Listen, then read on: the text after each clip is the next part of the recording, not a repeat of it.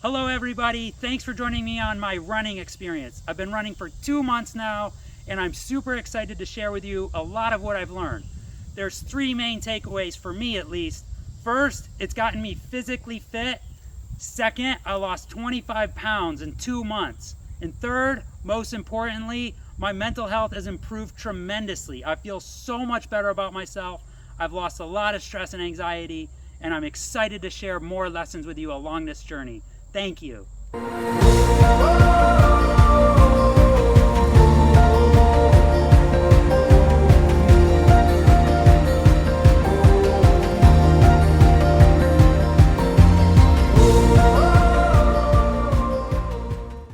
Hello runners, I'm Chauncey Joyce and I want to welcome you to Run with Chauncey. In this video, I'll introduce you to my running journey that is now 1 year in the making. Initially, my goal was to get in shape and improve my mental health. It was never about becoming the best or winning races. I wanted to be able to run every day for 30 minutes without getting out of breath. While running, I wanted to remain positive by only encouraging positive self-talk and positive self-affirmation. I should note that I don't have any running background at all. I've been running for 1 year now and that's it. None in high school, no cross country, nothing. My goal in these videos is to share my journey with you in the hopes that it inspires your own running. Hopefully you can learn from my successes and my mistakes. Let's fast forward. I've now been running for 1 full year now. Currently, I run about 40 miles per week consistently without pain. During my first full year of running, I've had some pretty exciting experiences and challenges. I want to go back and walk you through, or rather run you through my running journey.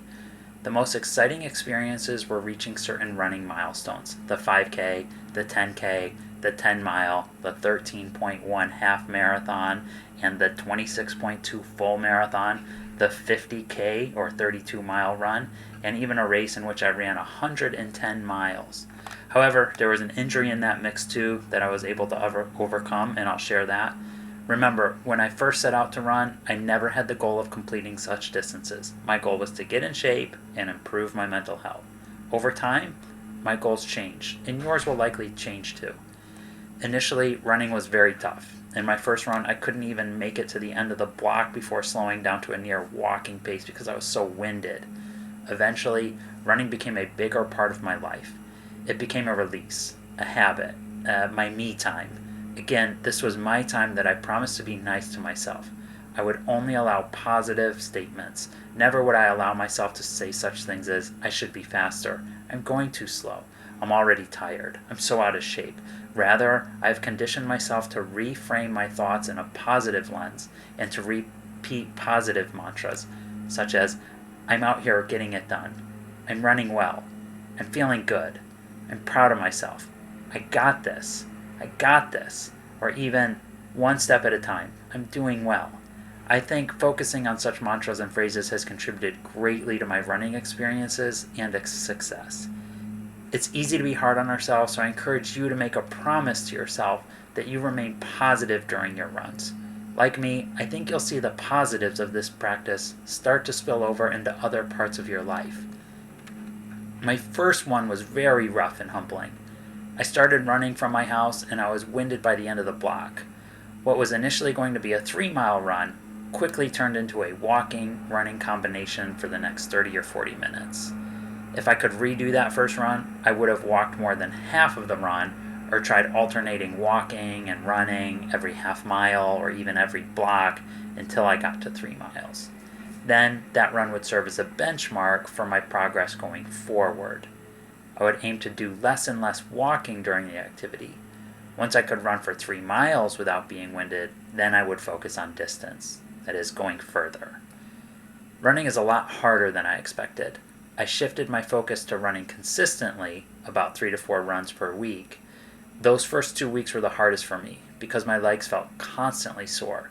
It was funny to watch me try to walk around the house because the soreness made me feel like I was walking with wobbly legs.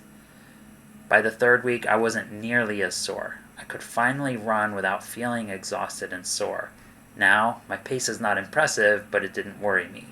I was proud of getting my shoes on and getting them laced up and getting out there. At the start, it was really helpful for me to stay positive with myself. It was great that I decided to lace up my shoes and get out there for 30 to 40 minutes. 2 months in, my focus was still on increasing weekly distance. Later, I'd build a consistent habit of about 30 to 40 miles per week of running, in which I'd focus on pace. But for now, within the first 2 months, it was about the habit and the distance being the priority. Let's look back at some highlights from my first 2 months. My first one was 3 miles, and I wish I could forget the discomfort. Most of it ended up being a walk, but I still count it as progress.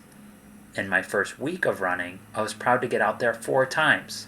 2 of those runs, I had someone experienced encourage me throughout the run. He rode his bike behind me and kept me from feeling discouraged.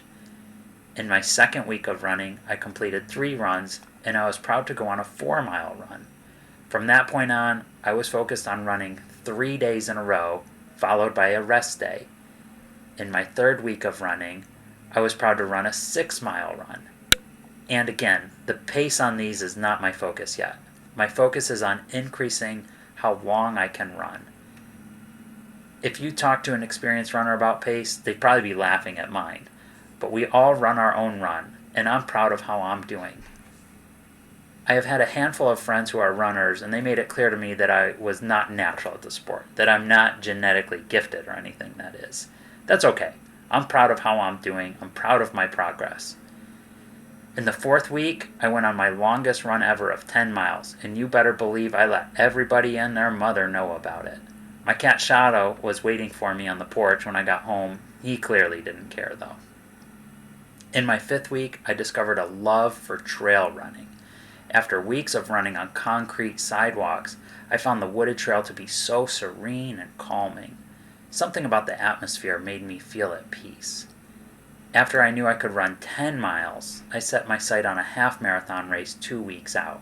Now when I say race, let's be clear, my goal was not about winning. Remember, I'm new to this sport with no background, and I'm focusing on getting fit and going further and further. If I was able to redo these first 4 to 5 weeks, I would shift my focus from distance to time. That's because you have control over how much time you spend in the shoes, how much time you spend on feet. Even if you are walking for most of your run, be proud of yourself for lacing up and getting out there. About a week or 2 later, I ran my first half marathon. And again, if I could do this over, I would have delayed this event and focused instead on increasing my weekly mileage by 10% per week or so, but never more than 15% increase in weekly mileage in any given week. However, hindsight is 20/20, and I ended up running it anyways.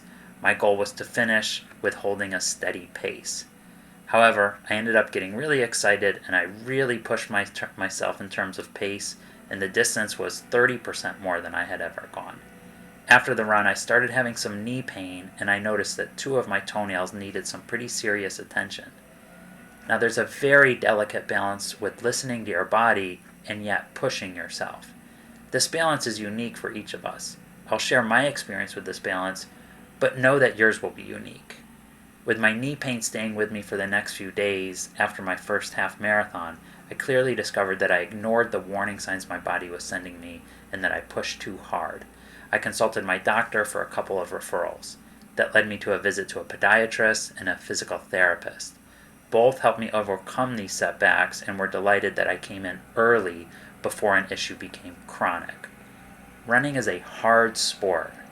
The good thing for me is that my body sent me warning signs well in advance of anything too serious happening. This led to my most important lesson in running. Listen to your body. If it hurts, stop. If something seems off, focus on it. If you're unsure, go to a professional.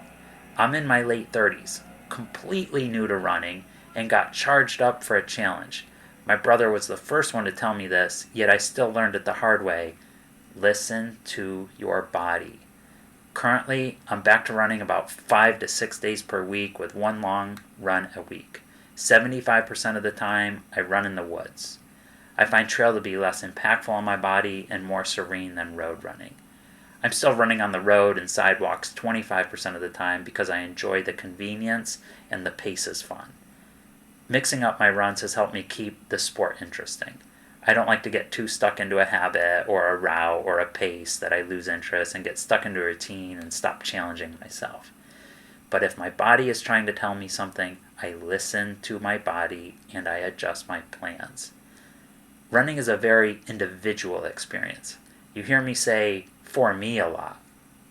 That's because when I run, it's my experience. It's my journey. It's my time for myself. Feel the freedom of setting your own goals.